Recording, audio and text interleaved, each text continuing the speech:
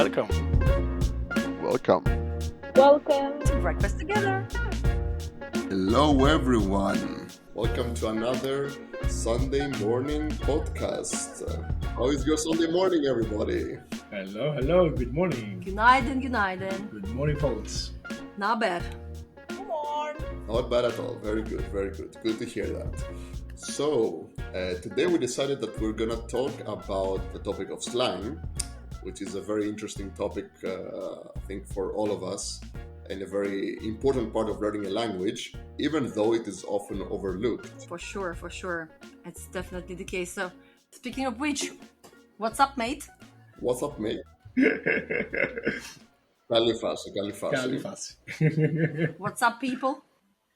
Maybe it's time, before we start digging into the slang, what the slang actually is. Because I've heard a lot of different funny words from you guys before we start recording, and frankly speaking, half of them I didn't even know. So what's the slang in general? What is it for you? So for me, slang is basically all of this, is the fun of the language. No, just kidding. Slang is basically all of these, words that are not part of the official language in the sense that you would write it or usually taught in school or what's like the proper way to speak it, but it's still a big part of the language and it kind of evolves more organically. It's kind of subject to its own rules and it just, forms within a society. And that's why it's a bit more tricky to learn, It's you have to have somehow contact with the actual people from that language, and it's not so easy to get from a book. What do you guys think? I would agree with that, and I think where if you learn a slang, for example, English, that I think it's the most common language in every environment, to work or like a social event. When you speak with slang, native people will appreciate as well. Like I think when I use the word mate, a lot of British people, that I think is slang from Britain. It's they like it because they feel that okay, like a foreigner will use the slang, and I think I will make them a bit feel more comfortable, or not comfortable, but they're more relaxed in the conversation. Yeah, because you can kind of communicate. I think it's a good way of communicating the like your composure. Like how do you feel at the moment? If you are like if it's relaxed, if it's like very strict. Because I get the feeling that if you don't speak with any slang, then people feel that you're kind of stilted, that you're very like serious, that you're very like proper. But Right. I think slang is normally used in informal environment than in any formal. Like you will never use slang words. Yes, you will do, but maybe it's mostly phrases. Where like in an environment, like a work environment, because I work with a lot of people from the US, they use slang phrases, or phrases that are like more like local, and they use it in, let's say, on the south or in the north. But I think it's mostly informal, and it happens most of the times when you're in a relaxed situation and you in a conversation, you will not talk to your director using a "How you doing, mate?" for example. it depends on the director. Right. Yeah. Sure. Yeah, I think it's a good point, especially about the informality, and just like you, Dimi, mentioned. Yeah, so I really like to actually break the formal circle that is being funded at work, usually with the senior executive, whoever, managers, and so on. And a couple of informal words always do the trick, especially during those corporate parties. It's a very easy environment, different environment, different vocabulary. I think this is also a good point, at least for me. Slang has, just like clothing, a suitable event. You know what I mean? You cannot use it everywhere. You can't really wear a bikini in all the setups, but it suits very well on the beach. And that's the same with the slang. And I think everybody will agree with me that slang is known for being used in different social groups. And whenever we find ourselves in certain situations, it may be very useful to be using slang in those situations. I can make an example straight away to make it easier for our listeners to understand. When I'm at the Turkish bazaar or in a shop, or in general, in just in between one merchant to another, I always speak a very informal Turkish, and yes, it does help me blend in with the locals. I don't know if you experience the same, guys. Maybe Irena. I don't know, Irena. Do you have blending with the locals in Norway by using some slang words? Does it This happen is at a all? good question because in Norway, yeah, I mean, of course, Norwegian has slang as every language, but I feel like Norwegian maybe has a little bit less slang than other languages. It's like it's not so important. I've never used the slang. Like I know, I've lived here for long enough to know basically all the slang that there is. But I've never used it in order to break the ice or do anything like that. It just serves like a different purpose. Mm, But so Norway is not an ideal example, but certainly some languages like they basically consist of slang. Like you cannot avoid speaking slang as you were mentioning, like even to your boss when you speak, for example, Portuguese. Like before recording this, we were talking about Portuguese a little bit. Brazilian Portuguese, because I'm not familiar with the European version, um, like entirely consists of slang. Like you could only talk slang in Portuguese and without even like using any Wow, formal words. In my languages like dream language then. right? Yeah. It is very, É very informal, legal. as you say, like street language and stuff. The same goes for Spanish and dialects. Like European Spanish is full of slang, and each dialect of Spanish, like each variant of Spanish in each country is very, very rich. And this is how people scare people of learning Spanish. They say there is even a song on YouTube you can listen to it. It's called "Qué difícil es hablar en español." And then they repeat just like De yeah, acuerdo? exactly. That's like yeah, exactly. No. I don't really share Yeah. that, but like for example, Latin American Spanish is like very like spicy, and it has just like so many words and so many concepts, and each country is different, so it's kind of fun. I think slang is fun, but my take on it is also that you guys were mentioning it before. I think it's very important to define the content, the context, and it's very important to know like when to start using slang when you're learning the language. In my personal opinion, I think that when you just start learning the language, maybe it's not a good idea to use the slang because you do not know the social settings, like you do not know the right context. The proper Exactly, the proper context. context when to use it. You can Right. misuse it. You Yeah. can and people can misinterpret you. In some cultures it's more dangerous than in I others. have a good story about that one. Yeah, tell us about it. We would love to listen, and our listeners, of course, too.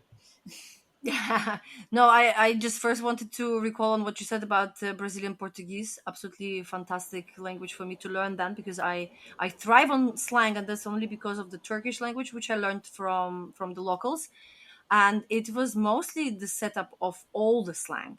So I I had a very interesting experience, because from an informal environment, which was street, buying different things, talking to local people, which Turkish people don't mind you when you use a language that is informal, because they are happy that the foreigner speaks Turkish. But then, after a year I spent in Turkey, I went back to Poland, where I got an official job as a tour leader with Turkish. And imagine, I got this bus full of Turkish people, and it's an official job. You come in, you have to greet them and tell them the story about the country where you're going and so on. This was a European trip. I think we were going to Italy. And I take microphone in my hand, and I realize that all I can say is like, "Yeah, what's up, people? What's going on?" But in Turkish. Best tourist So, guide. you know, exactly. And thanks God, my group was the group of students, so they despite my very good attempts of trying to be formal, my informal language just gave me away straight away. But yeah, it was a great trip, but I was just praying and thanking God that it wasn't the group of lawyers or doctors, and I wouldn't be just saying these things too. No, I'm sure they loved it. I'm sure they enjoyed the trip a lot more with a slang version I of got of the lucky. tour than the other one.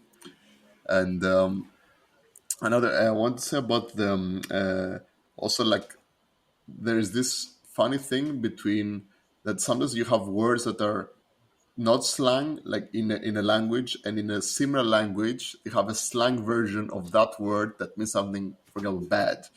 I know that, for example, Czech and Polish have this thing a lot. That I once was in front of friends from Czechia and Poland who were like talking amongst each other in their languages, and I think it was that the lots of Polish words mean bad things in Yeah. Czech, or it was the opposite. That could be confused. But there's even like a specific phrase, which like a Yeah. totally normal phrase in one language, and it's a really horrible thing because of slang meanings in another language, which makes things even more Yes. tricky. Yes. Absolutely correct. Wow. Absolutely correct. Lots of slang false friends, unfortunately, and yeah, I know one. I'm not gonna say it. Actually, I will say it in Polish. It's we're doing a lot of szukanie, szukać. My lubimy po prostu poszukać coś tam, but we're not doing the same in Czech Yeah, because that's those a things are famous completely one. different. That's And one yes, everyone it is knows. a very tricky example. Exactly. Do you also speak Czech? I don't. Maybe Irena No, does. no, I Oh, don't, but okay. it's a famous example. Ahoj, jak si máš? Uh-huh. Yes, this example is beyond borders. Yeah, I have to explain about this. Uh-huh.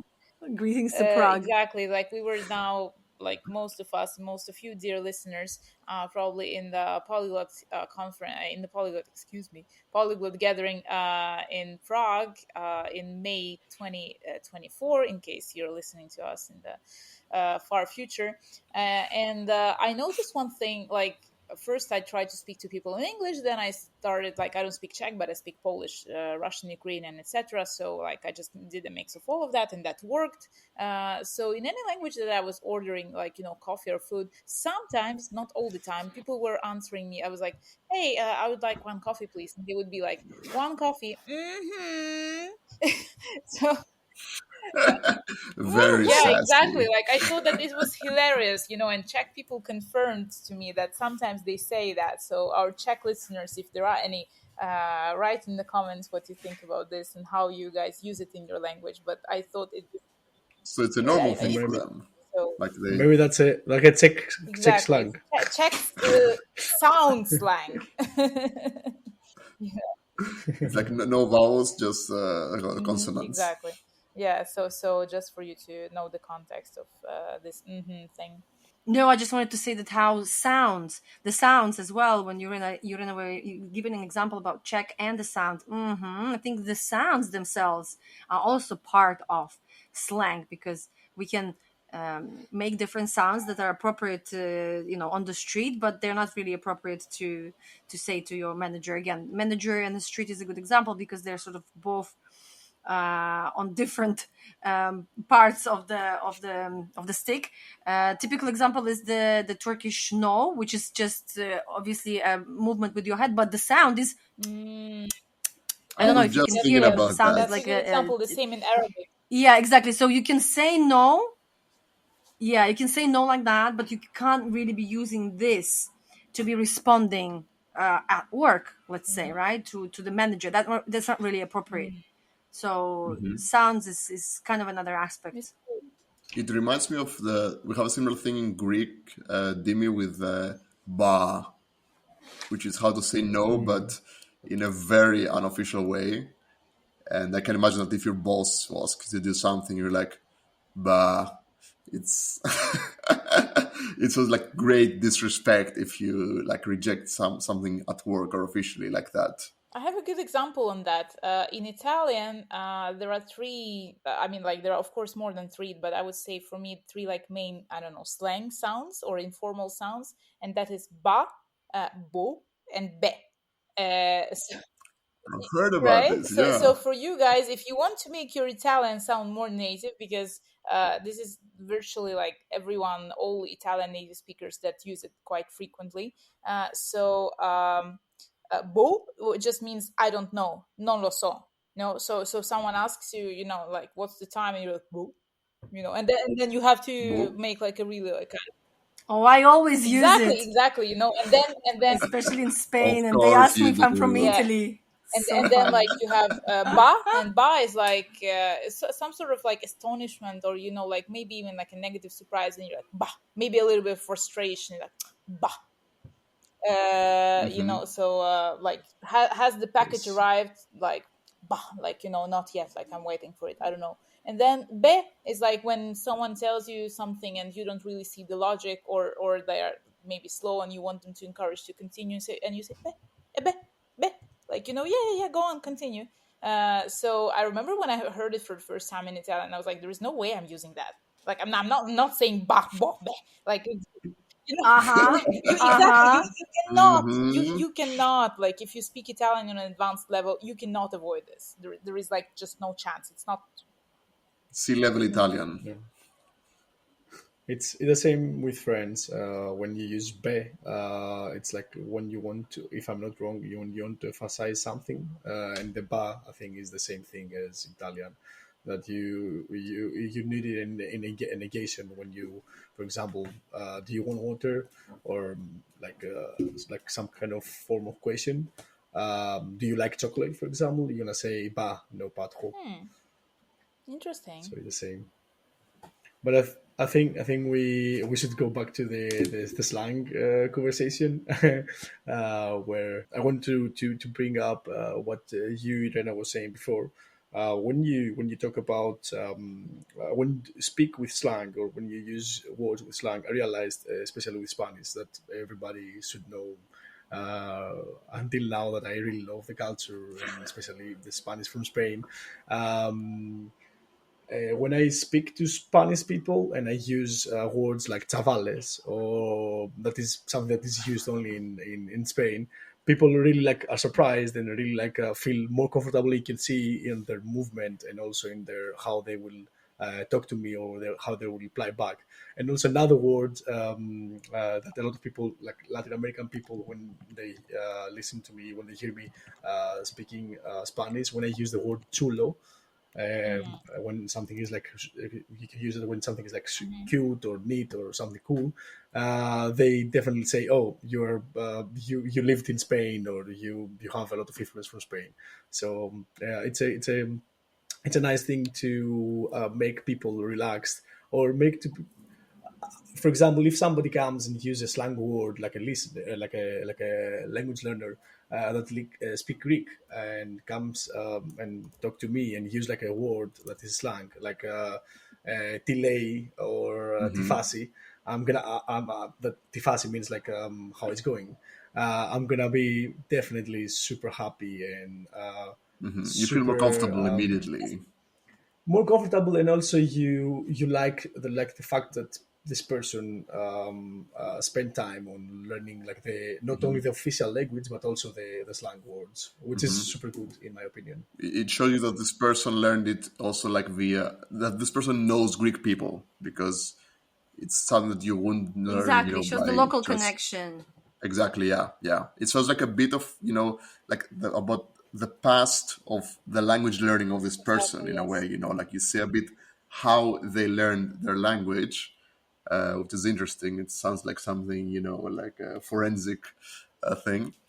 No, but I think it also makes language learning a lot more fun, because this is, for example, how I started with Spanish. I just actually, I say it was in a professional environment. Funnily enough, it was not with senior executives, but between like the junior employees of the company.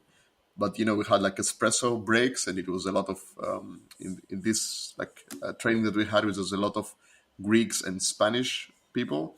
So like we just started without speaking any word of the other. We just started like telling funny stuff to a person of the other nationality to tell our friends, and they did the same with us. So we started learning a bit of like bad words, slang, all that stuff. But it was not maybe the Of most course, you useful did. thing. Of course, it was like many guys, so you can imagine it's a lot of like just swearing. But like it still makes it a lot really fun. Like it makes the process of learning the language enjoyable, and Right. plus you start even to learn some grammatical things or some words just from these little phrases. And it's again, if it's a foreigner saying it, you also know like how they say it. It's not offensive. It's a funny thing, And it's a way, to make the interaction, even your first interactions, a lot more fun than just saying, hello, my name is, or whatever, like Yeah, I basic think level it gives you a conversation. lot of confidence in the beginning. Exactly. This is why I don't want to Definitely. encourage anyone to learn slang, but I can say from my own example that I actually do encourage, just as judging by my own example, learning a couple of slang words and in general being super informal. First of all, makes you much more approachable because people feel like you know them. People feel like you feel their culture Exactly. more.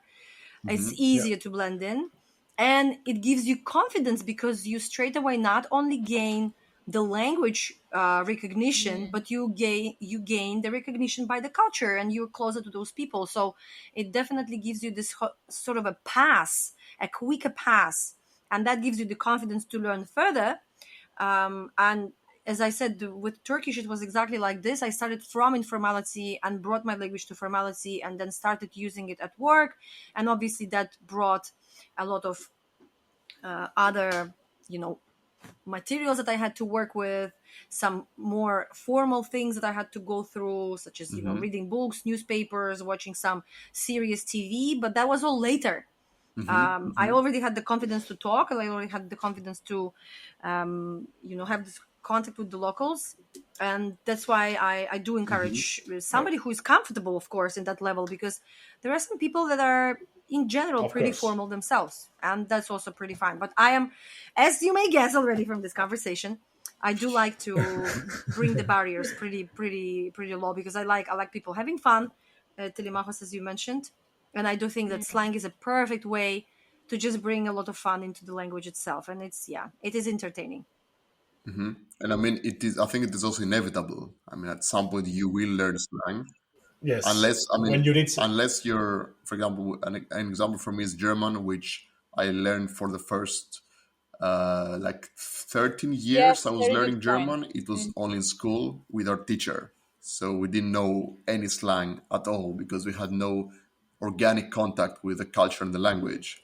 So my speech was very stilted. It was I was speaking the way I wrote, basically.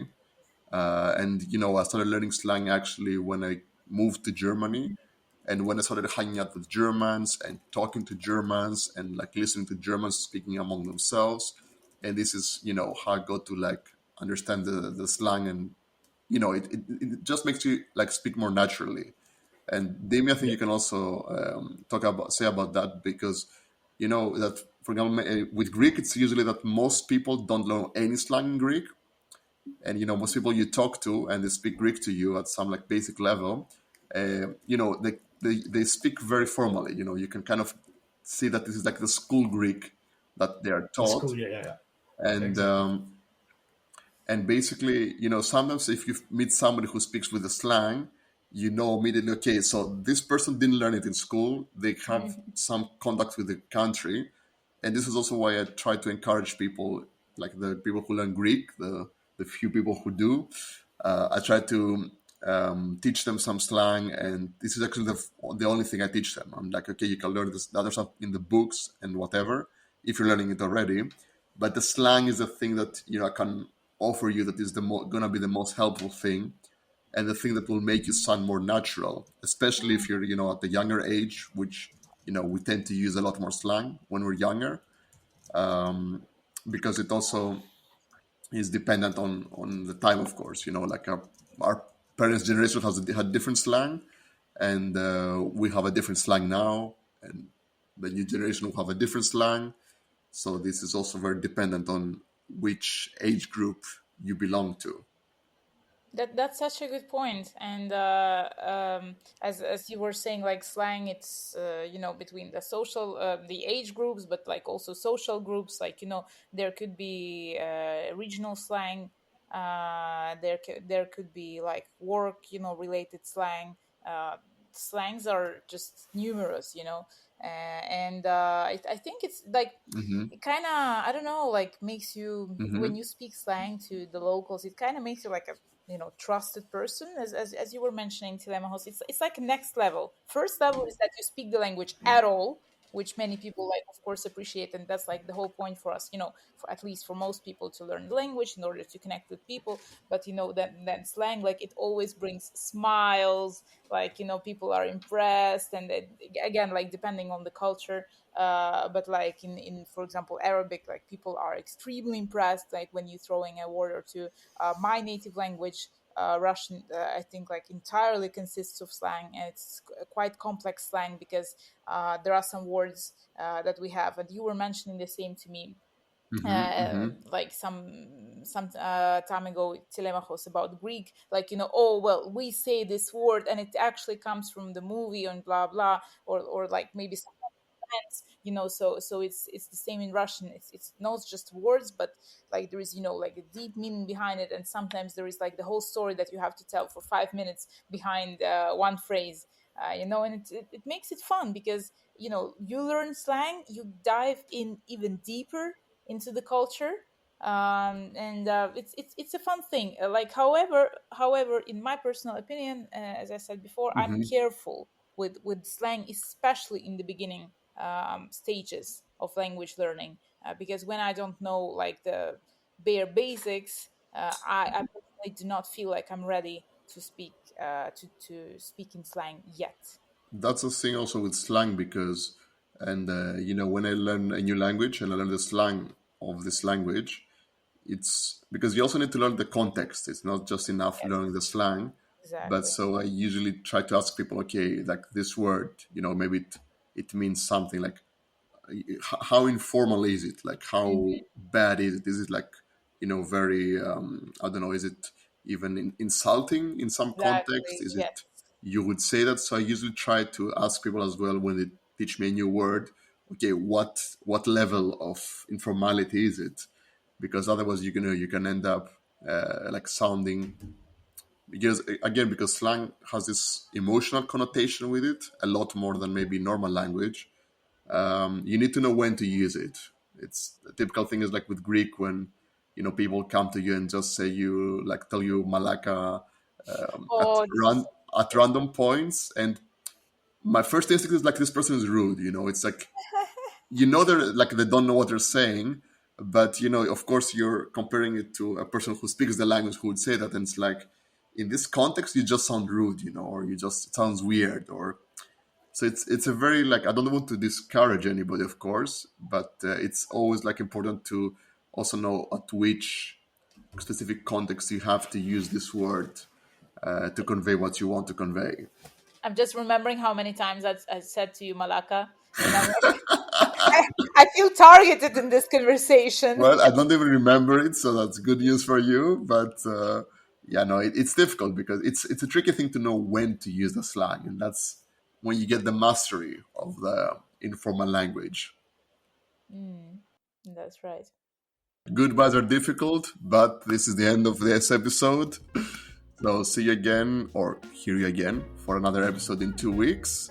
And let us know about your favorite slang words and interesting slang words you have in your language.